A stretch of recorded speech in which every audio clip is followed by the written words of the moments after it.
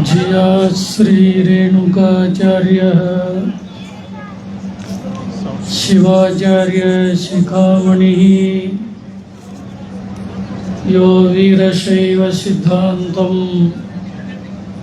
स्थापयामास भूतले ಮಣ್ಣ ಕಣಕಣದಲ್ಲೂ ತಂಪು ತಣಿವುಗಳಿರಲಿ, ಒಲವಿನೊರತೆಯು ಎಂದೂ ಬತ್ತದಿರಲಿ. ಕಸವು ರಸವಾಗಿ ಬಾಳು ನಂದನವಾಗಿ ಶ್ರೀ ಜಗದ್ಗುರು ರೇಣುಕರ ಕರುಣೆ, ಶ್ರೀ ಜಗದ್ಗುರು ರೇಣುಕರ ಕರುಣೆ ಹೊಳೆಯಾಗಿ ಹರಿದು ಬರಲಿ, ಹೊಳೆಯಾಗಿ ಹರಿದು ಬರಲಿ, ಹೊಳೆಯಾಗಿ ಹರಿದು ಬರಲಿ. ಪರಮ ಪೂಜ್ಯ ಶ್ರೀಮದ್ ಕಾಶಿ ಡಾಕ್ಟರ್ ಚಂದ್ರಶೇಖರ ಜಗದ್ಗುರುಗಳವರು ಕೈಗೊಂಡಂಥ ಅಧಿಕ ಜ್ಯೇಷ್ಠ ಮಾಸದ ಶಿವಪೂಜಾ ತಪೋನುಷ್ಠಾನ ಹಾಗೂ ಧರ್ಮ ಜಾಗೃತಿ ಸಮಾರಂಭವನ್ನು ನೆರವೇರಿಸಿ ಇಂದು ಸೊಲ್ಲಾಪುರ ಮಹಾನಗರದಲ್ಲಿ ಸಂಯೋಜಿಸಿದಂಥ ಸಮಾರೋಪ ಸಮಾರಂಭದಲ್ಲಿ ದಿವ್ಯ ಸಾನ್ನಿಧ್ಯವನ್ನು ಅಲಂಕರಿಸಿದಂಥ ಶ್ರೀಮದ್ ಕಾಶಿ ಉಭಯ ಜಗದ್ಗುರುಗಳಲ್ಲಿ ಭಕ್ತಿಯ ಪ್ರಣಾಮಗಳನ್ನು ಸಲ್ಲಿಸಿ, ಶಿವಯೋಗಿ ಸ್ವರೂಪರು ಪೀಠಾಭಿಮಾನಿಗಳಾದಂಥ ಎಲ್ಲ ಶಿವಾಚಾರ್ಯ ಬಳಗವೇ, ಸುದ್ದಿ ಮಾಧ್ಯಮದ ಪ್ರತಿನಿಧಿಗಳವರೇ, ಸನ್ಮಾನಿತರಾದಂಥ ಮಹನೀಯರೇ, ಸಮಾರಂಭದಲ್ಲಿ ಪಾಲ್ಗೊಂಡಿರುವ ಸಮಸ್ತ ಧರ್ಮಾಭಿಮಾನಿಗಳೇ, ತಾಯಂದಿರೇ ಮತ್ತು ಮಕ್ಕಳೇ, ಸೊಲ್ಲಾಪುರ ಮಹಾನಗರದಲ್ಲಿ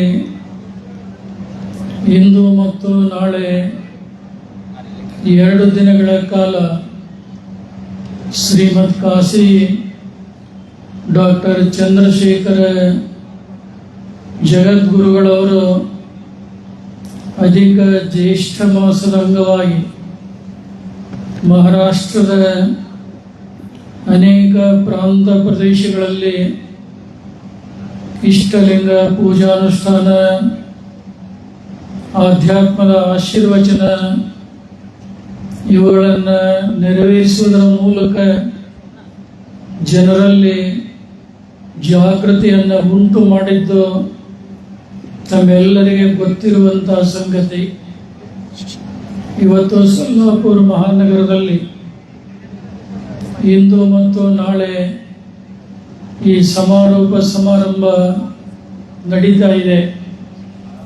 ಸೊಲ್ಲಾಪುರ ವಿಷ್ಣುಕಾಂತ ನಗರದಿಂದ ಈ ಸೊಲ್ಲಾಪುರದ ಹೊಟ್ಟಿಗೆ ಮಠದ ಚನ್ನವೀರ ನಗರದವರೆಗೆ ಜಗದ್ಗುರುತ್ರಯರ ಭವ್ಯವಾದಂಥ ಶೋಭಾಯಾತ್ರೆ ನಿಜವಾಗಲೂ ಎಲ್ಲರ ಮನಸ್ಸಿನಲ್ಲಿ ಸದಾ ಹಸಿರಾಗಿ ಉಳಿಯುವಂಥ ಉತ್ಸವ ಅನ್ನುವುದನ್ನು ಹೇಳಲಿಕ್ಕೆ ಮರೆಯುವುದಿಲ್ಲ. ಸಮಯ ಭಾಳ ಆಗಿರುವ ಕಾರಣ ಉತ್ಸವದಲ್ಲಿರುವಂಥ ಉತ್ಸಾಹ ಸಮಾರಂಭದಲ್ಲಿ ಇಲ್ಲದೇ ಇರುವಂಥದ್ದು ತಮಗೆಲ್ಲ ಗೊತ್ತಿದೆ. ಆದರೂ ಈ ಜವಾಬ್ದಾರಿಯ ಸ್ಥಾನದಿಂದ ಕೆಲವು ವಿಚಾರಗಳನ್ನು ಹೇಳಬೇಕಾದದ್ದು ಅನಿವಾರ್ಯ ಮತ್ತು ಅಷ್ಟೇ ಅವಶ್ಯಕ. ಮಹಾರಾಷ್ಟ್ರ ಪ್ರಾಂತದಲ್ಲಿ ಭಕ್ತಿ, ಶ್ರದ್ಧೆ, ಅಭಿಮಾನ ಇವುಗಳನ್ನು ಎಷ್ಟು ಕೊಂಡಾಡಿದ್ರೂ ಕಡಿಮೆನೆ. ಗುರು ದರ್ಶನವಾದರೆ ನಮಗೆ ಬೇರೆ ಏನೂ ಕೂಡ ಬೇಕಾಗಿಲ್ಲ ಅನ್ನುವಂಥ ಭಾವನೆ ಇಲ್ಲಿಯ ಮುಗ್ಧ ಭಕ್ತರಲ್ಲಿರುವುದನ್ನು ಕಂಡು ಜಗದ್ಗುರುತ್ರಯರಿಗೆ ಅತ್ಯಂತ ಸಂತೋಷ ಅನ್ನಿಸ್ತಾ ಇದೆ. ಇವತ್ತು ಈ ನಾಡಿನ ತುಂಬೆಲ್ಲ ವೀರಶೈವ ಧರ್ಮದ ಪಂಚಪೀಠಗಳು ಜನರಲ್ಲಿ ಜಾಗೃತಿಯನ್ನು ಮಾಡ್ತಾ ವೀರಶೈವ ಧರ್ಮದ ಆದರ್ಶ ಮೌಲ್ಯಗಳನ್ನು ಜನಮನಕ್ಕೆ ಮುಟ್ಟಿಸುವಂಥ ಕಾರ್ಯ ಮಾಡ್ತಾ ಇದ್ದಾರೆ. ಆದರೆ ಈ ಕಲಿಕಾಲದ ಪ್ರಭಾವ ತಮಗೆಲ್ಲ ಗೊತ್ತಿದೆ. ಇವತ್ತು ವೈಚಾರಿಕತೆ ಹೆಸರಿನಲ್ಲಿ, ಆಧುನಿಕತೆ ಹೆಸರಿನಲ್ಲಿ ನಡೆಯಬಾರದಂಥ ಅನೇಕ ಘಟನೆಗಳು ಈ ರಾಷ್ಟ್ರದಲ್ಲಿ, ರಾಜ್ಯದಲ್ಲಿ ನಡೀತಾ ಇರುವಂಥದ್ದು ನವೀನ ಸಂಗತಿ. ಡಾಕ್ಟರ್ ಶೈಲೇಶ್ ಪಾಟೀಲ್ರು ಹಿಂದೂ ಸಂಸ್ಕೃತಿಯ ಬಗ್ಗೆ, ಹಿಂದೂ ಸಂಸ್ಕೃತಿಯ ಅಂಗವಾಗಿರುವಂಥ ವೀರಶೈವ ಲಿಂಗಾಯತ ಈ ಪರಂಪರೆಯ ಬಗ್ಗೆ ಬಹಳಷ್ಟು ಮನವರಿಕೆಯನ್ನು ಮಾಡಿಕೊಟ್ಟಿದ್ದಾರೆ. ಕೆಲವರು ಈ ನಾಡಿನಲ್ಲಿ ಬಸವಣ್ಣನವರ ಹೆಸರಿನಲ್ಲಿ ವೀರಶೈವ ಧರ್ಮ ಸಂಸ್ಕೃತಿಯನ್ನು, ಹಿಂದೂ ಧರ್ಮದ ಆದರ್ಶ ಮೌಲ್ಯಗಳನ್ನು ಏನು ಒಂದು ಕಲುಷಿತಗೊಳಿಸುವಂಥ, ಅವುಗಳನ್ನು ನಿರ್ನಾಮ ಮಾಡಬೇಕು ಅನ್ನುವಂಥ ದುಷ್ಟ ಪ್ರವೃತ್ತಿಯನ್ನು ಕೆಲವರು ಹೊಂದಿದ್ದಾರೆ. ಈ ನಾಡಿನಲ್ಲಿ ಹಿಂದೂ ಸಂಸ್ಕೃತಿ ಏನಾದರೂ ಮಾಯವಾಗಿ ಹೋದರೆ ಈ ನಾಡಿನಲ್ಲಿ ಧರ್ಮ, ಸಂಸ್ಕೃತಿ, ಪರಂಪರೆ, ಆದರ್ಶಗಳು ಒಂದೂ ಕೂಡ ಉಳಿಲಿಕ್ಕೆ ಸಾಧ್ಯವಾಗುವುದಿಲ್ಲ. ಆದರೆ ಕೆಲವು ಜನರು ಶರಣರ ಹೆಸರಿನಲ್ಲಿ ತಮ್ಮ ವೈಯಕ್ತಿಕ ಸ್ವಾರ್ಥಕ್ಕಾಗಿ ಸಮಾಜವನ್ನು ಬಲಿ ಕೊಡುವಂಥ ಕೆಲಸ ಕೆಲವು ಕಡೆ ನಡೀತಾ ಇದೆ.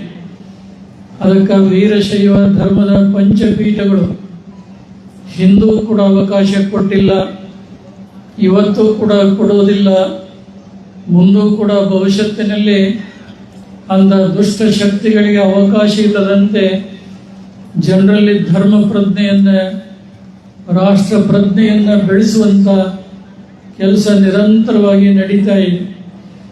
ಈ ಮಹಾರಾಷ್ಟ್ರ ಪ್ರಾಂತದಲ್ಲಿ ಅಧಿಕ ಯಾವುದೇ ಮಾಸ ಬರಲಿ, ಬಹುಶಃ ಇಲ್ಲಿಯ ಭಕ್ತರು ಬಹಳ ಶ್ರದ್ಧಾಪೂರ್ವಕವಾಗಿ ಗುರು ದರ್ಶನ ಆಗಬೇಕು, ಪಾದೋದಕ ಪ್ರಸಾದ ಸ್ವೀಕಾರ ಮಾಡಿ ನಾವೆಲ್ಲ ಧನ್ಯರಾಗಬೇಕನ್ನುವಂಥ ಉತ್ಕೃಷ್ಟ ಭಾವನೆಗಳನ್ನು ಕಂಡು ಬಹಳಷ್ಟು ಹೆಮ್ಮೆ ಅನ್ನಿಸ್ತಾ ಇದೆ.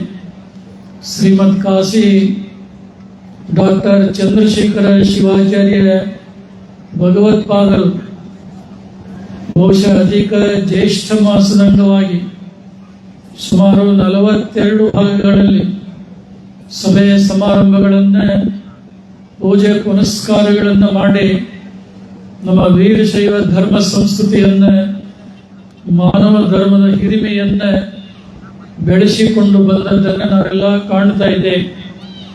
ಇಂದು ಶ್ರೀಮದ್ ಕಾಶಿ ಜಗದ್ಗುರುಗಳ ತವರೂರು ಅಂತ ಖ್ಯಾತಿ ಪಡೆದಂಥ ಬಹುಶಃ ಸೊಲ್ಲಾಪುರ ಮಹಾನಗರದಲ್ಲಿ ಅವರು ಸಮಾರೋಪವನ್ನು ಇಲ್ಲಿ ಹಮ್ಮಿಕೊಂಡಿರುವಂಥದ್ದು. ಈ ಸೊಲ್ಲಾಪುರ ನಗರದ ಮೇಲೆ ಇಲ್ಲಿರ್ತಕ್ಕಂಥ ಭಕ್ತರ ಭಾವನೆಯನ್ನು ಅರಿತನೇ ತಮ್ಮ ಪೂಜಾನುಷ್ಠಾನದ ಸಮಾರೋಪವನ್ನು ಈ ನಗರದಲ್ಲಿ ಹಮ್ಮಿಕೊಂಡಿದ್ದಾರೆ. ಬಹುಶಃ ತಾವೆಲ್ಲ ಭಾಗ್ಯವಂತರು. ಒಂದು ತಿಂಗಳ ಅನುಷ್ಠಾನ ಮಾಡಿದಂಥ ಪೂಜಾ ಫಲವನ್ನು ಇಂದು ಮತ್ತು ನಾಳೆ ತಮ್ಮೆಲ್ಲರಿಗೆ ಅವರು ಧಾರೆಯನ್ನು ಏನು ಎರಿತಾ ಇದ್ದಾರೆ, ಅದು ತಮಗಷ್ಟೇ ಅಲ್ಲ, ಎಲ್ಲ ಜಗದ್ಗುರುಗಳಿಗೆ ಅತ್ಯಂತ ಸಂತೋಷವನ್ನು ಉಂಟು ಮಾಡಿದೆ ಅಂತ ಹೇಳಿಕೆ ಬಯಸ್ತಾ ಇದ್ದೆ. ವೀರಶೈವ ಧರ್ಮದಲ್ಲಿ ಪಂಚಪೀಠಗಳಿಗೆ ಅತ್ಯುನ್ನತವಾದಂಥ ಸ್ಥಾನಮಾನ, ಗೌರವ ಘನತೆಗಳು ಇರೋದನ್ನು ತಾವೆಲ್ಲ ಕಾಣ್ತಾ ಇದ್ದೀವಿ. ಈ ಪಂಚಮಹಾಪೀಠಗಳಿಗೆ ಸಿಗುವಂಥ ಗೌರವ ಘನತೆಗಳನ್ನು ಕಂಡು ಕೆಲವು ಜನರು ಸಂತೋಷ ಪಡುವುದರ ಬಗ್ಗೆ, ಅದರ ಬದಲಾಗಿ ಅಸೂಯೆ ದ್ವೇಷ ಮತ್ಸರಗಳನ್ನು ಪಡೆಯುವಂಥ ಕೆಲವು ಜನರನ್ನು ನಾವು ನೋಡ್ತೇವೆ. ಆದರೆ ಯಾರು ಏನೇ ಮಾಡಲಿ, ಆದರೆ ಪಂಚಪೀಠಗಳನ್ನು ಸರಿಗಟ್ಟುವಂಥ ಶಕ್ತಿ ಇನ್ನೊಂದು ಯಾವತ್ತೂ ಕೂಡ ಅದು ಉದಯವಾಗುವುದಿಲ್ಲ, ಅದು ಹುಟ್ಟುವುದಿಲ್ಲ ಅನ್ನುವಂಥ ನಂಬಿಕೆ ಎಲ್ಲ ಭಕ್ತರಲ್ಲಿಯೂ ಕೂಡ ಇದೆ ಅನ್ನೋದನ್ನು ನಾವು ಹೇಳಲಿಕ್ಕೆ ಮರೆಯುವುದಿಲ್ಲ.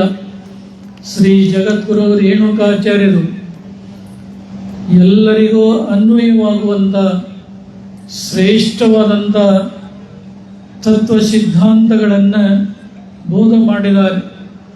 ಅವರು ಬೋಧಿಸಿದಂಥ ಧರ್ಮದ ದಶವಿಧ ಸೂತ್ರಗಳಲ್ಲಿ ಎಲ್ಲವನ್ನೂ ಕೂಡ ಒಳಗೊಂಡಿದೆ.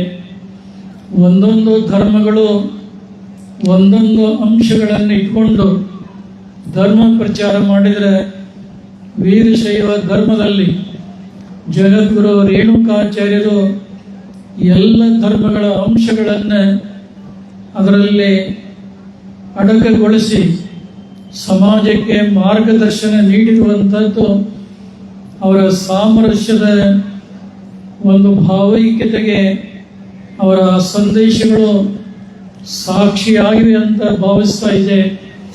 ಒಬ್ಬ ಪರಮತಿಯನಾದಂಥ ದಾರ್ಶನಿಕ ಸಾಹಿತಿ ಒಂದು ಮಾತನ್ನು ಹೇಳ್ತಾನೆ: ಜೈನರ ಅಹಿಂಸೆ, ಬೌದ್ಧರ ಸಮತೆ, ಕ್ರೈಸ್ತರ ಕರುಣೆ, ಇಸ್ಲಾಮರ ನಿಷ್ಠೆ, ಆರ್ಯರ ಜ್ಞಾನ, ದ್ರಾವಿಡರ ಭಕ್ತಿ, ಇವು ಎಲ್ಲಿಯಾದರೂ ಒಂದು ಕಡೆಗೆ ಸಂಗಮ ಆಗ್ಯಾವ ಅಂದ್ರೆ ಅದು ವೀರಶೈವ ಧರ್ಮದಲ್ಲಿ ಅನ್ನುವಂಥ ಮಾತನ್ನು ಒತ್ತಿ ಹೇಳ್ತಾ ಇದ್ದಾನೆ. ಅಂದರೆ ಈ ಧರ್ಮದಲ್ಲಿ ಗಂಡು ಹೆಣ್ಣು ಅನ್ನುವಂಥ ಭೇದ ಭಾವನೆ ಇಲ್ಲ, ಉಚ್ಚ ನೀಚ ಅನ್ನುವಂಥ ಸಂಕುಚಿತ ಭಾವನೆಗಳಿಲ್ಲ, ಬಡವ ಶ್ರೀಮಂತ ಅನ್ನುವಂಥ ತಾರತಮ್ಯ ಭಾವನೆ ಇಲ್ಲದೆ ಈ ಧರ್ಮದ ತತ್ವ ಸಿದ್ಧಾಂತಗಳಿಗೆ ಯಾರು ತಲೆಬಾಗಿ ಬರ್ತಾರೋ ಅವರೆಲ್ಲರನ್ನ ಉದ್ಧಾರ ಮಾಡಿದಂಥ ಒಂದು ಶ್ರೇಷ್ಠವಾದಂಥ ಧರ್ಮ ಅದು ಯಾವುದಾದ್ರೂ ಇದ್ರೆ ಅದು ವೀರಶೈವ ಧರ್ಮ ಅನ್ನೋದನ್ನು ನಾವು ಯಾರೂ ಕೂಡ ಮರೆಯಬಾರದು.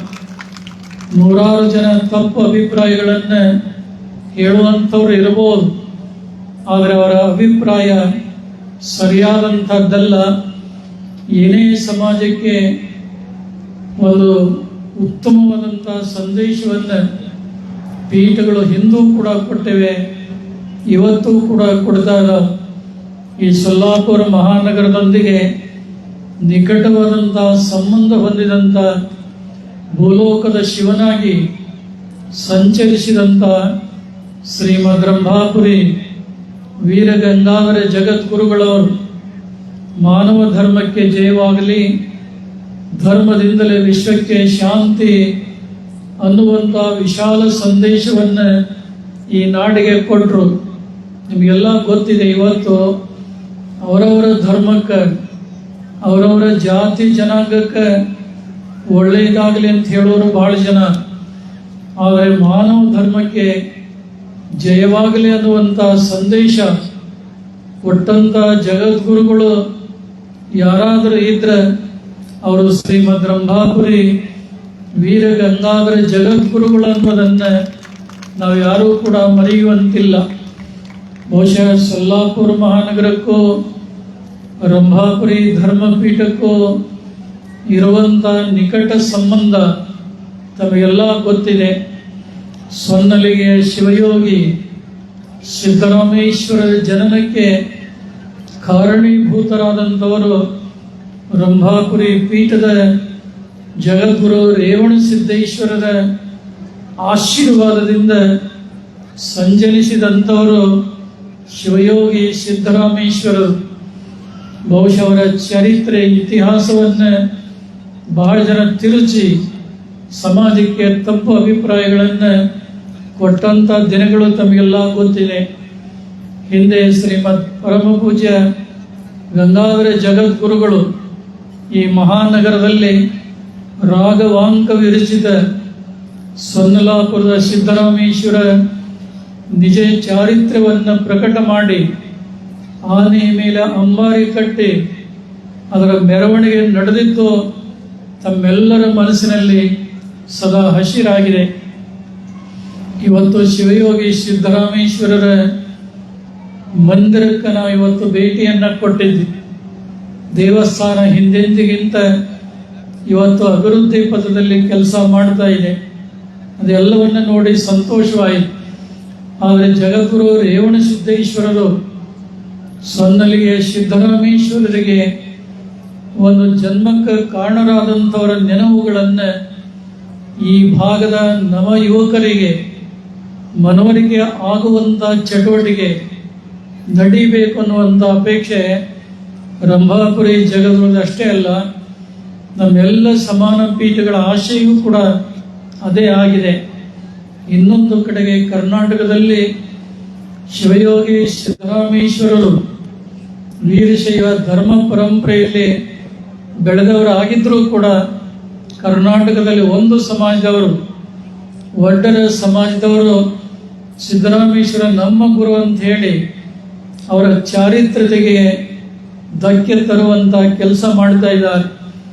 ಅದಕ್ಕೆ ಸೊಲ್ಲಾಪುರ ನಗರದ ದೇವಸ್ಥಾನದ ವತಿಯಿಂದಾಗಲಿ ಅಥವಾ ಈ ಪ್ರಾಂತದಿಂದಾಗಲಿ ಅದಕ್ಕೆ ಸರಿಯಾದಂಥ ಪ್ರತಿಕ್ರಿಯೆ ಇಲ್ಲದೇ ಇರುವಂಥದ್ದು ಜಗದ್ಗುಳ ಮನಸ್ಸಿನಲ್ಲಿ ಸ್ವಲ್ಪ ವ್ಯಥೆಯನ್ನು ಉಂಟು ಮಾಡ್ತಾ ಇದೆ. ಒಬ್ಬ ಸಿದ್ದರಾಮೇಶ್ವರರಲ್ಲ, ಆಚಾರ್ಯ ಪರಂಪರೆಯಲ್ಲಿ ಬಂದಂಥ ಅನೇಕ ಮಹನೀಯರ ಚರಿತ್ರೆಗಳನ್ನು ಕೆಲವು ಜನರು ತಮ್ಮ ತಮ್ಮ ಜಾತಿಗಳಿಗೆ ಜೋಡಿಸಿಕೊಂಡು ಇತಿಹಾಸಕ್ಕೆ ಅಪಚಾರವನ್ನು ಮಾಡ್ತಾ ಇದ್ದಾರೆ. ಆದರೆ ಜಗದ್ಗುರು ರೇಣುಕಾದಿ ಪಂಚ ಆಚಾರ್ಯರ ಪರಂಪರೆಯಲ್ಲಿ ಬಂದಂಥ ಹಿಂದಿನ ಜಗದ್ಗುರುಗಳವರು ಯಾವುದೇ ಸಮಾಜದ ವ್ಯಕ್ತಿ ಇದ್ದರೂ ಕೂಡ ಅವರೆಲ್ಲರಿಗೆ ತೆರೆದ ಮನಸ್ಸಿನಿಂದ ಆಶೀರ್ವಾದ ಮಾಡಿ ಉದ್ಧಾರ ಮಾಡಿದ್ದಾರೆ. ಅವರನ್ನು ಉದ್ಧಾರ ಮಾಡಿದ ಮಾತ್ರಕ್ಕೆ ಆ ಮೂಲ ಆಚಾರ್ಯರು ನಮ್ಮ